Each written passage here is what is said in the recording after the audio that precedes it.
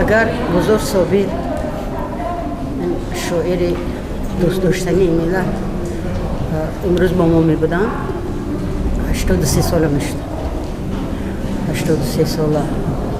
83 سال برای یک انسان زیاد است، اما برای یک شاعر کم است، چون که بزرگترین شاعر، بزرگترین عاشق وطن، بزرگترین عاشق دیه، بزرگترین مهربان مادر و پدر و خاک دیار ما خیلی دیگه کم داریم. وقتی میگه که قشلاقه که من بوی چپاتی دارد، هر کس از قشلاق خودش یاد میارد، خواه در منبر بلند نشسته باشد، خواه در پایان. و اینجا چپاتی یاد وطن میکنه. اینجا قشلاقه کش بوی چپاتی ندارد، چپاتی بوی قشلاقش دارد و چپاتی قشلاقش با یادش میارد. و همه خاطر ما میخوام بگم که ایجادیات بازار صابر متاسفانه در این چند سالی که دور بود از ما آموخته نشده است. چیزهای نو، چیزهای عجایب، بازیافته شاعرانه خیلی زیاد دارد. من حاضر باوری قطعی دارم که بعد چند دقیقه این بزم آغاز می آورد و با شعری از خاک وطن گور پدر در دل من موند. ببینید، پدر، خاک وطن و شاعر. نباشد وظیفه شاعرها چی است؟ هم دو شعر گفتن، خندیدن و گریستن؟ نه. ما در ادبیات قرن 20 هیچ واهمه نمی کنم.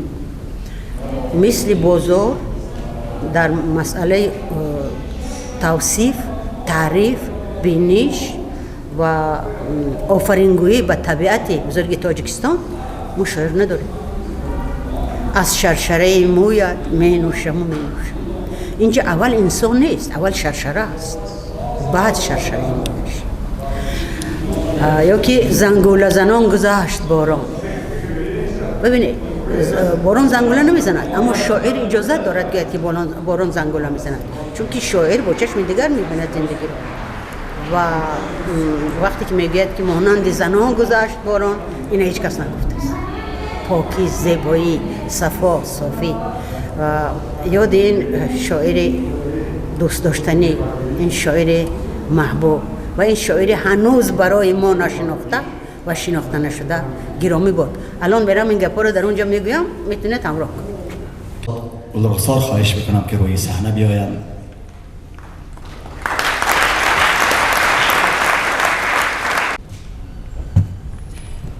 اون که فهمید که کی رو گم کرده اید و ما چی رو گم کرده ایم در زندگی خودمون.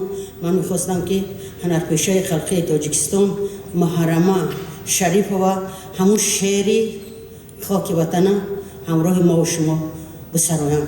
وقتی که یک ملت یک شعر میسراید، اون علاقه ملت است. مرحمت. به موسیقی.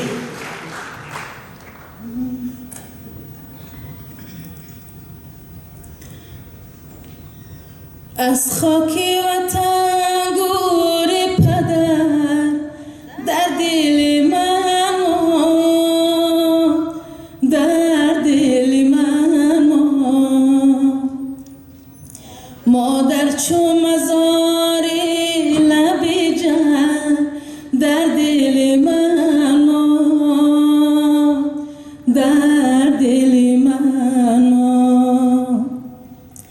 در بسته و فرزند پدر در پس در است در پس در است فرزند پدر در پس در دل من در دل من فرزند پدر در پس در دل من در دل من در آتش غم کاغذ روی من اگر سوخت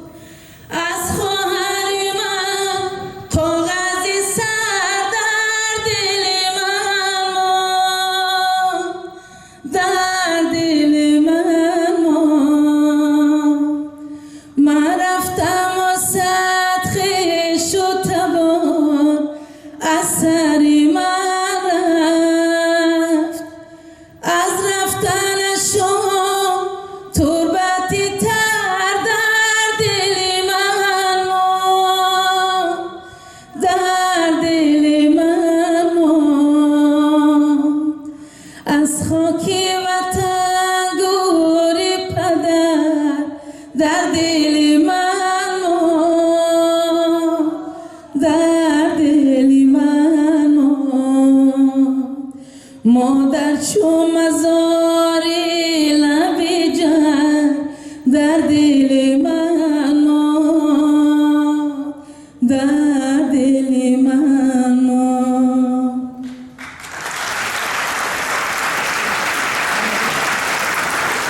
شاکر جان شیرین تشکر بارم عزیز. اکنون فهمیدید که را گم کردید.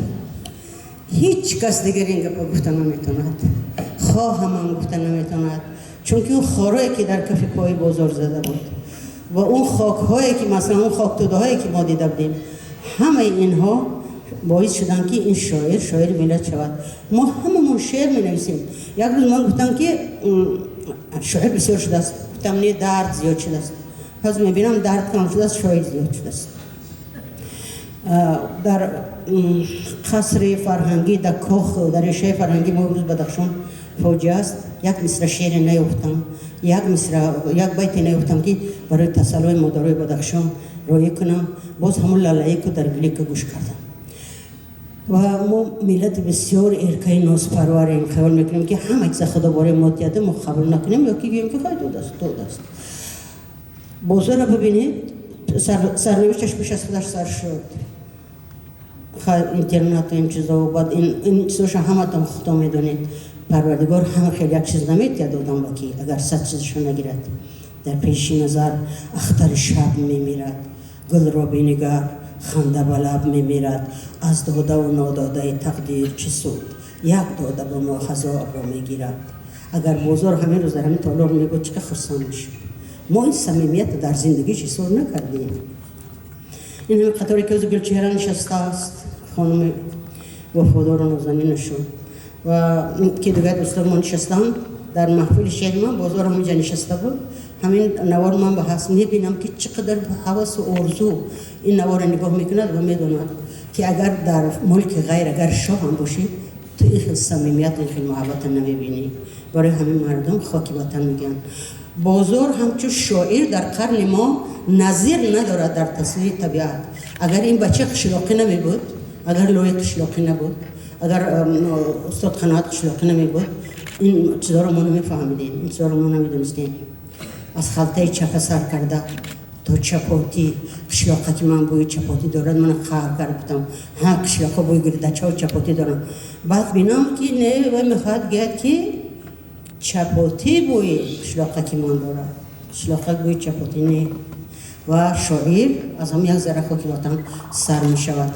خب اون نوار ممکن شما وقتی که جنازه بزرگ عزیز 14 روز در آسمان سرسان بود من نوشته بودم و این نوار کارگردان بسیار معروف ما ناصر سعید نوار برداشته بود، در اینترنت هم هست. و یک شعر نوشته بودم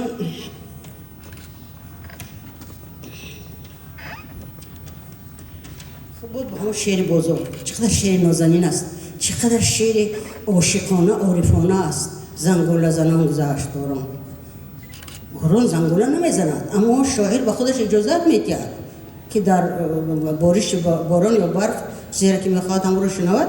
از حمید من یک اقتباس گرفتم و تاریخ زندگی بازار تا جایی که میشناسم، از کودکی میشناسم، براتون میخونم. در کتاب غزلیاتم این آن در تحریر کردم و هم تحریر میخونم.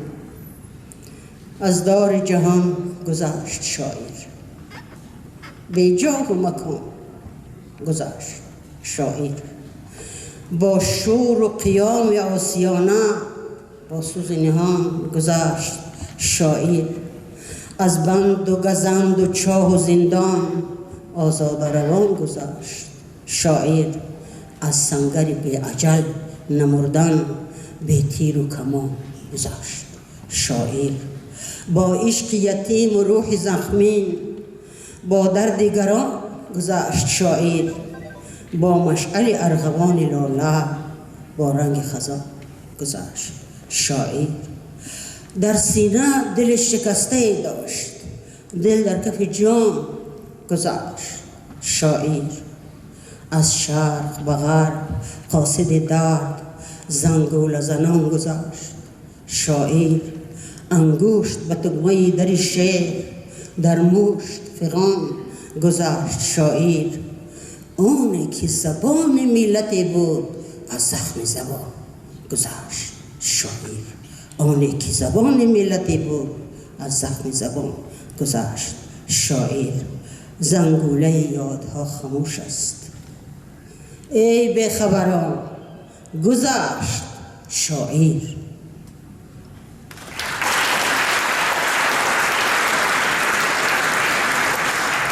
دوستان عزیز، بسیار میگن که ما را دوست میدارن، ما را میپرورن. هیچ کس دوست نمیدارد. من اینقدر عمر کوتاه ندیدم که را ندانم. اما اگر خانواده خوبی داشته باشی، یار و دوست خوبی داشته باشی، فرزندان خوبی داشته باشی، از تو یاد میکنن تا وقتی که هستم. بعد از شعرمان اگر ماند، من با دختر نازنین بازار شاگونه که دخترش بسیار دوست می داشت و با گلچهره بانو که از امریکا با همجا پرواز کرده آمدن و با همه یار دوستانی که در اینجا نشستن از نام بازاری که با ما نیست تشکر میگویم، چون که حقیقتا بزرگان را بزرگان زنده می‌دارند، بزرگان را بزرگان دیگر پاینده می‌دارند. ای برادر خاک پایت توتیا، گر تو ما را دوست می‌داری بیا. من که مردم در فراق روی تو، بعد مردم خواب بیای خانه. تشکر.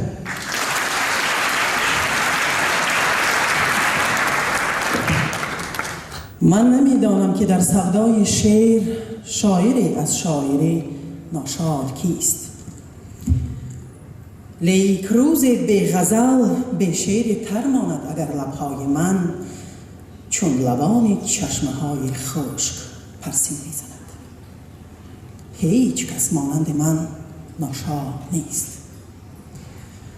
شکریان وقتی که از بند جگر بیت‌های تازه بیرون می شود. در سری هر بیت همچون در سری گهواره چون زنی نوزاد شادم. در سری هر بیت همچون در سری پیراهه گویی محبوسی نوازادم. شکریان شعری که مثل کودک با عذاب تلخ تولیدش کنند. روز نوروز است هر روزی که خلق ملل در جهان چون زاد روزی شاعری عیدش کنند. شاعر و شعری اگر باشد کسی غمخوار هست، چشم بیدار و دلی بیدار هست. گونه های تیره از شعر آفتابی می شوند، خشکی های سینه ها از شعر آبی می شوند. شاعر و شعری اگر هست عشق هست، رحم و ارمان هست. یعنی در سری گهواره طفلان هنوز مادران شب زنده‌داری می کنند. الله در لب، شیر در پستان هنوز. محترم خلقی که او نیران و اسکندر نداد، لیک کالدیران و بیران داد.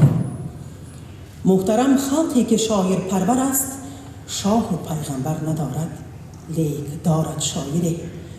شاعری که سینه‌اش هر نکته را می کند چون معدنی از کان، بلکه همچون پاره از جان.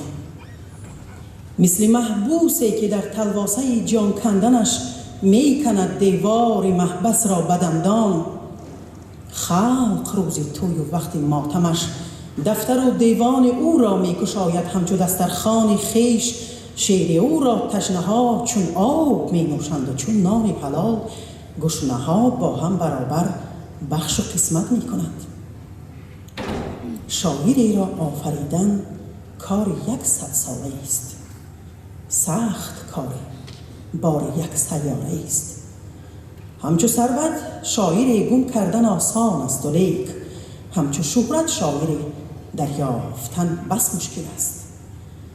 قطعه خالی است به فردوسی توسی هنوز، قطعه خالی است به فردوسی توسی هنوز. قطعه بیچاره یک شاعر صاحب دل است. گرچه شاعرها در عالم دیر پیدا می شوند، گرچه ننگ شاعری بر مرگ القا می کند، گرچه عمر شاعران بسیار نیست، کی چو من در آرزوی عمر حافظوار نیست. کی نمی خواهد که روزی نه اگر 1 ساعتی همچو شاعر زندگانی کرده میرد شاعری. شاهکار نه اگر بیت بماند یاد بود، در زبان ملت خود.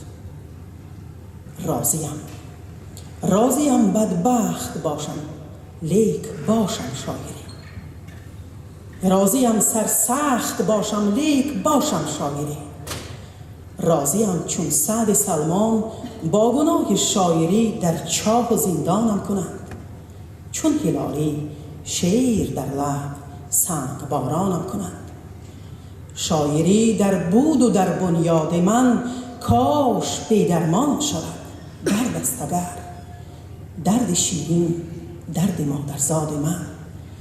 گر خطا باشد گر افغانش سرم. در بهای سر نمیدانم خطای دیگرم.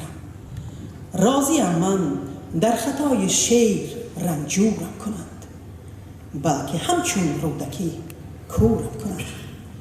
راضیم میرم مرا در خاک نگذارند و لیک شعر در دستم بمیرم، شعر در حلقم بمیرم، شاعری خلقم بمیرم.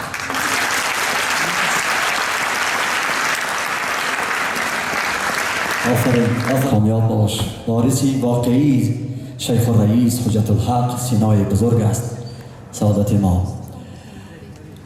زنجیره جمله که من می سازم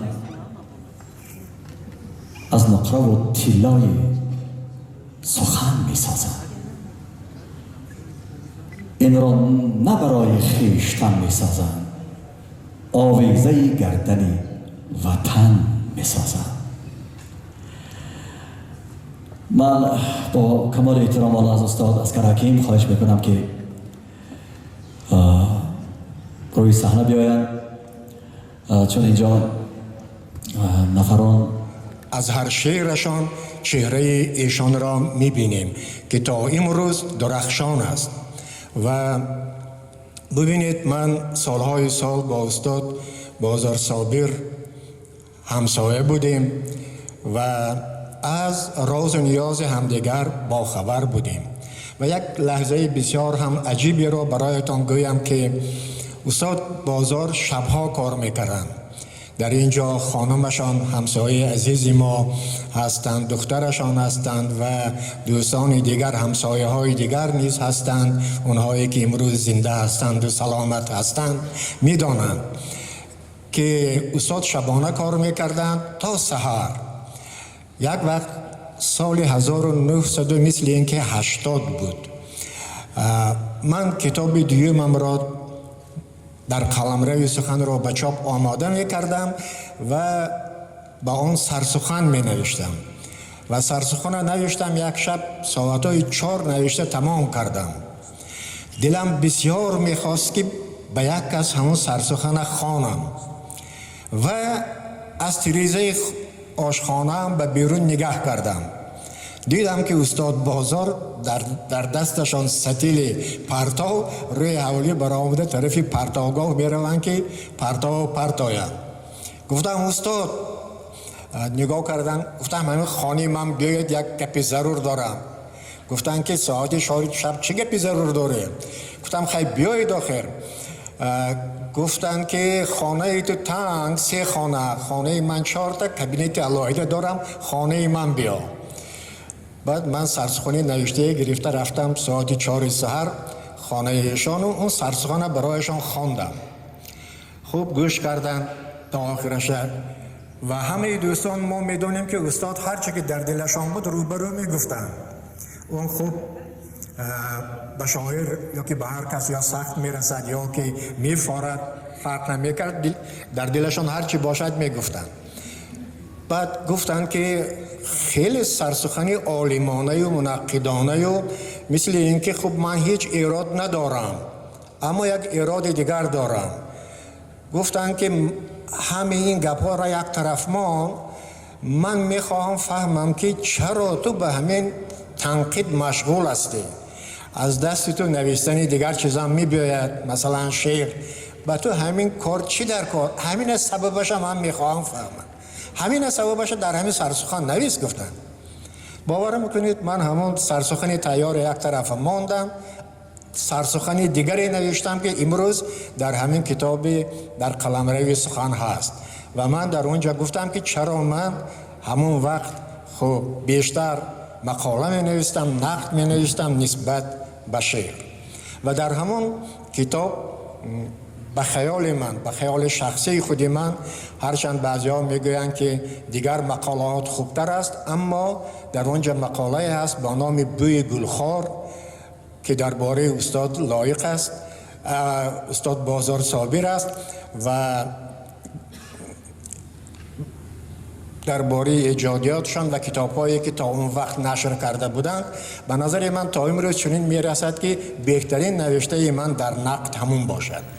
نگاهی گرم من از فرق کوهستان به سوی چون زرفشان روز و شب جاری است.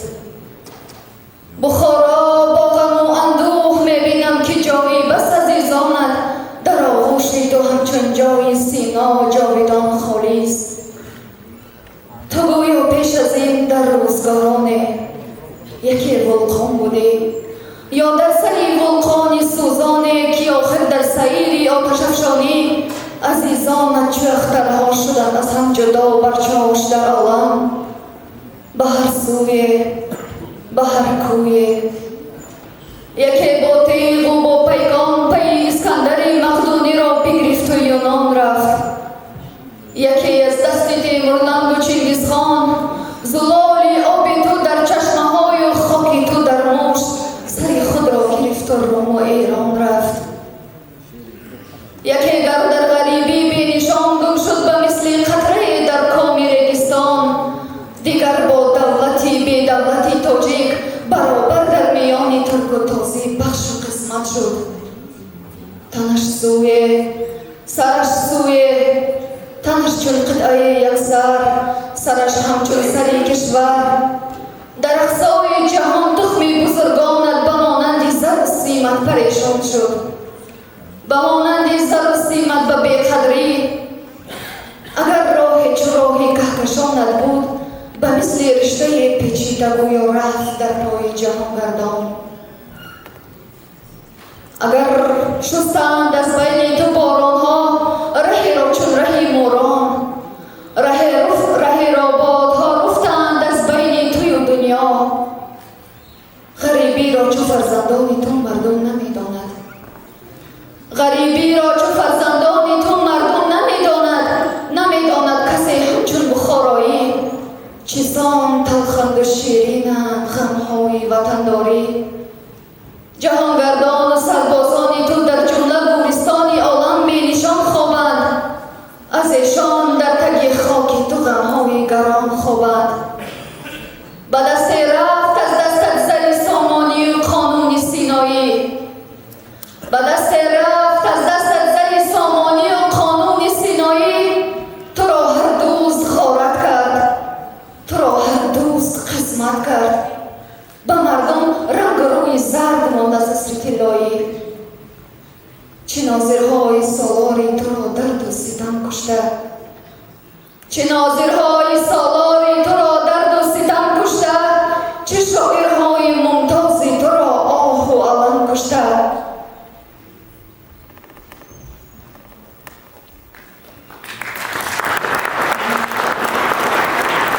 بخارای شریف گهواره مردان ناتکرار، دیار شاعران و شعرهای رفته با هر باد و از هر یاد. مزار ننگ و نام احمد دانش، مزار دردهای شاهین بیمار. آره جاویدان بیمار به یاد چشم من تر می شود هر بار. ولی هر بار می بینم که هر ویرانت را روز آبادی است. تو در بالای صد ویرانه آبادی، تو در بالای صدها کنده زولانه آزادی. اگر در زیر دیوار زی ترک نعل اسب مانده و استازی همیان کنون در چنگ تاریخند، اگرچه ننگ تاریخند. بخارای ادب پرور نگاهی گرم من از فرق کوهستان به سوی چون زرفشان روز و شب جاری است. همی خواهم چو پیوندد دو چشمم مثل رود تر کند روی زمینت را. نگردد تو پریشان پس از این خاکی برومندت. این زبان مادری را بخونم چون وقتم کوتاه است و میخوام سخن را برای روزانه برم. اینجا یک شعر رمزی که استاد بازار صابر برای یانگه گلچهره نوشتم، چون یانگه گلچهره هم در اینجاست و افتخارشون هم ترسک بزنیم. من میخوام شعر پیام را بخونم. تو نیمی منی، نیمی جسم و جان منی و ذره ذره تو پیوند استخوان منی، جاودان منی. به هر کجا که روی در من است ریشه توی گل از قلم سبز استخوان منی. به هر کجا که روم نیمه تنم به تو، به هر کجا که روم نیمی آدمم به تو. به هر کجا که ببینم تو را زیاد شوم، به هر کجا که نبینم تو را کمم به تو. به دست من برسد دست کس تو می لرزی، رسد به دست تو دست بلرزه می آیم. تو آشیان من و من که آشیان تویم، تو جای جان من و من که جای جان توام. تمام نعمت دنیا چنان که مال کس است، تمام نعمت دنیا به حکم خار و خس است. تو من همین آریانه را دارم، مگو به نام و به نشان رفتن، من این نام و نشانه را دارم. قبل از آن که یعنی چند حرفی بگویم، من آگاه شدم که یک آزمون اعلام شده بوده است از طریق آنلاین، آزمون برای بهترین قرائت شعر استاد بازار و حالا من غالبان را دعوت بکنم یعنی همراه آریانه و شاگونه یعنی توفه ها را میسپارند. خب ناهیده جان رحمان آمد، ناهیده بانو ناهیده رحمان آفرین یعنی سپاره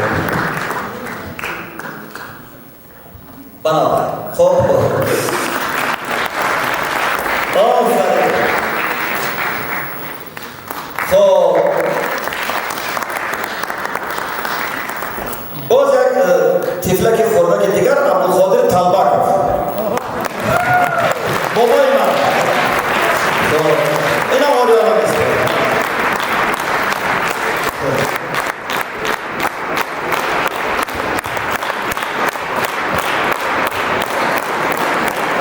بابا جان رحمت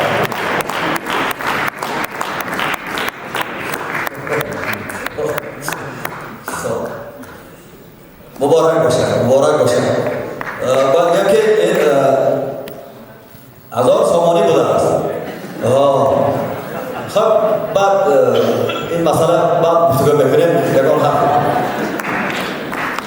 از شایفتگان و دوستداران و پیوندان و اهل مذهب راه راست استاد بازار صابرم از سالهای 90 یک کتابچه دارم، 2 افتاگراف سایه دست سالهای 90 نه موج شده بود. در کتاب 2 سایه دست است، سایه دست استاد بازار صابر و آرتی قادر و استاد ارجمند. یک از استاد یا راویدی و هستند، دو کسا کمیر و قبره استادی که برای ما برای همه ما شما عزیز است، چون سخن و درازا نکشتد در جام تشکر به شاگردم و کمندش و تیمش و انا همین بهترین کاری که شما کرده در یک شبکه اجتماعی نه تنها غوا باید بیانگیزد بلکه چون یک محفل های را سامان می‌دهد که حتی رسانه های تلویزیونی و رادیویی دولتی نتوانند. سلامت باشید. مبارک شد. آفرین. و غالب سوم آمینه جان رستم. آمینه رستم هستم. آفرین. اینا همه یکم جا گرفتن، یعنی با تحفه و با مکافات پولی سرفراز شدن. مبارک باشد، مبارک باشد. آفرین. خب سلامت باشد.